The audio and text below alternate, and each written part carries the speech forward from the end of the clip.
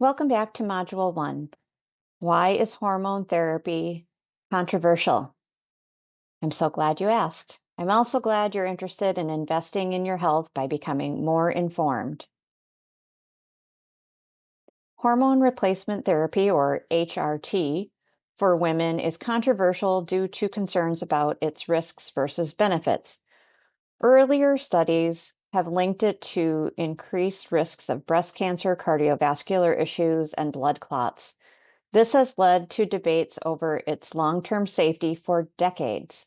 This controversy is further fueled by varying guidelines, which has made it challenging for women and healthcare providers to make informed decisions about its use. So let's talk about the original study that started this controversy.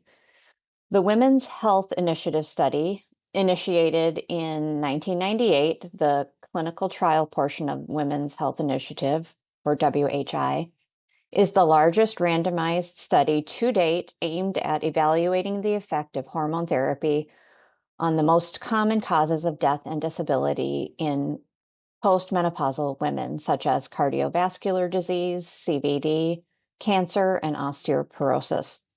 There were actually 3 parts to the WHI: a clinical trial, which we will be looking at in more detail, an observational study, and a community prevention study.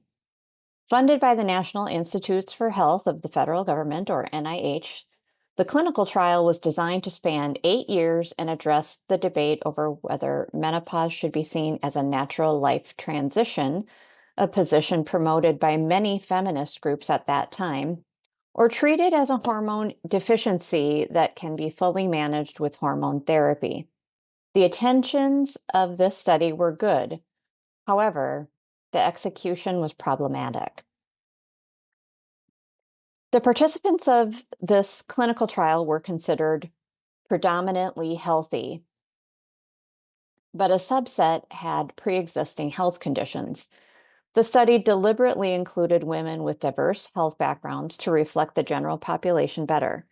The main inclusion criteria were being postmenopausal, aged 50 to 79, and generally healthy enough to undergo randomization. However, women with a history of certain health conditions, for example, breast or endometrial cancer, heart disease, stroke, or DVT, deep vein thrombosis, which is a blood clotting disorder, were excluded.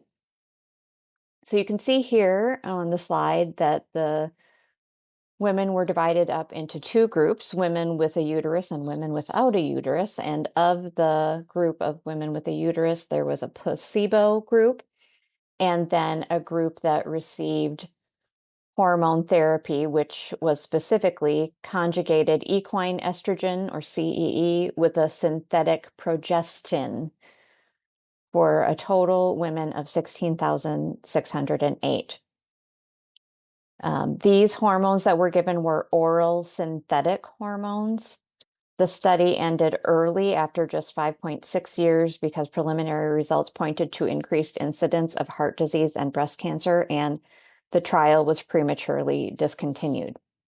And then you can see with the women without a uterus, these women were given either a placebo or only the conjugated equine estrogen, CEE, for a total of 10,739 participants. This was also an oral synthetic estrogen. This study ended early at 7.2 years because preliminary results pointed to a small increase risk of ischemic stroke or blood clot, and the trial was prematurely discontinued. You can see that both groups showed a reduction of hip fractures and colon cancer. I want to go back to the uterus group and just kind of talk about some of the nuances here. So specifically, after following up with this group, after about 5.2 to 5.6 years, so a little over 5 or 5.5 years, the incidence of breast cancer recorded for the estrogen plus progestin group were 584 cases were identified. And then with comparing that to the placebo group, which was 447 cases after a 20-year follow-up. So they followed these women who were in the study, and after 20 years, they went back to them and found these statistics. And comparing the breast cancer cases with the hormone replacement group to the placebo group, the hormone replacement group had an annualized rate of cancer of 0.45%, and the placebo group had an annualized rate of breast cancer of 0.36%. And so there's a difference of about 0.1%. So that's how many more cases of the hormone group were diagnosed with cancer after 20 years. In the initial 5.6-year intervention period before the trial was stopped, there were 166 cases of breast cancer in the hormone group versus 124 cases in the placebo group. And then looking at the incidence of heart disease, the study found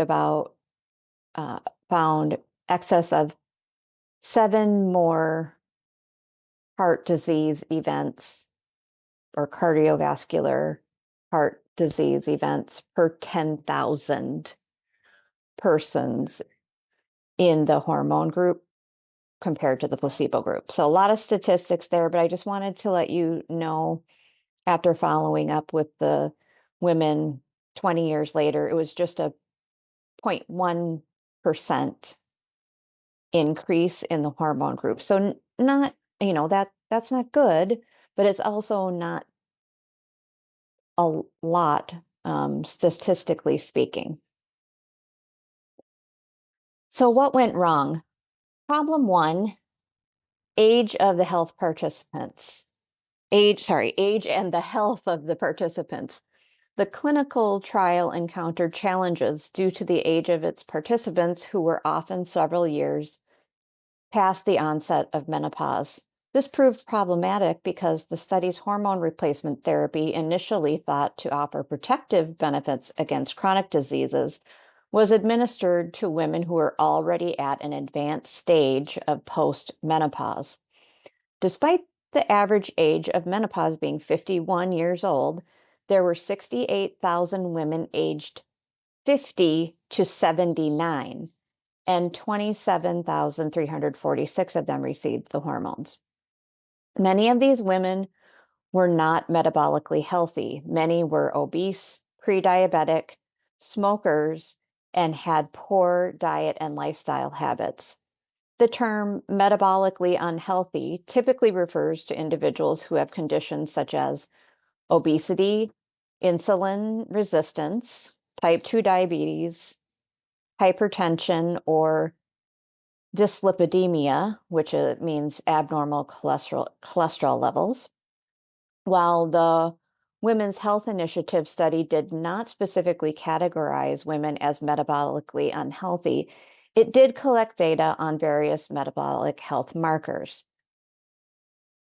Here are some relevant details about the health of the participants. With regard to obesity, about 33% of the women in the Women's Health Initiative hormone replacement therapy study were classified as obese. Approximately 36% of the women had a history of hypertension at the time of enrollment. Around 4 to 7% of the women were reported to have diabetes at baseline, and a significant percentage of participants had elevated cholesterol levels or were on lipid-lowering medications such as statins, about 7 to 8%. While these individual percentages give some insight into the metabolic health of the participants, the exact percentage of women who could be classified as, quote, metabolically unhealthy, unquote, would depend on how multiple risk factors were combined or stacked on top of each other. It is reasonable to infer that a significant portion of participants had more than one of these metabolic risk factors, even if they were not considered acutely ill. Problem 2, the method of hormones used. The synthetic oral hormone used in the clinical trial proved problematic due to their composition and the way they interacted with the body. These hormones have different effects on cardiovascular health and other systems compared to naturally occurring or bioidentical hormones. An oral delivery has to go through the digestive system and be metabolized through the liver. The estrogen used was Premarin, conjugated equine estrogens extracted from pregnant mare's urine. That's where the word Premarin came from. Premarin is not a bioidentical hormone and is very different from what the female human body produces. Humans produce only 3 types of estrogens: estradiol, estriol, and estrone, whereas horses make over 21 types. When Premarin is used, a woman receives a combination of 21 types of estrogens, including 18 types that are not made by humans. Oral estrogen is metabolized in the liver into primarily estrone, which has been shown to increase the risk of developing conditions such as blood clots, stroke, and heart disease. Oral synthetic progestins increase the risk of cardiovascular issues such as blood clots and stroke, may have a negative effect on mood, and lead to increased risk of breast cancer. Of note, these risks are also associated with oral contraceptives.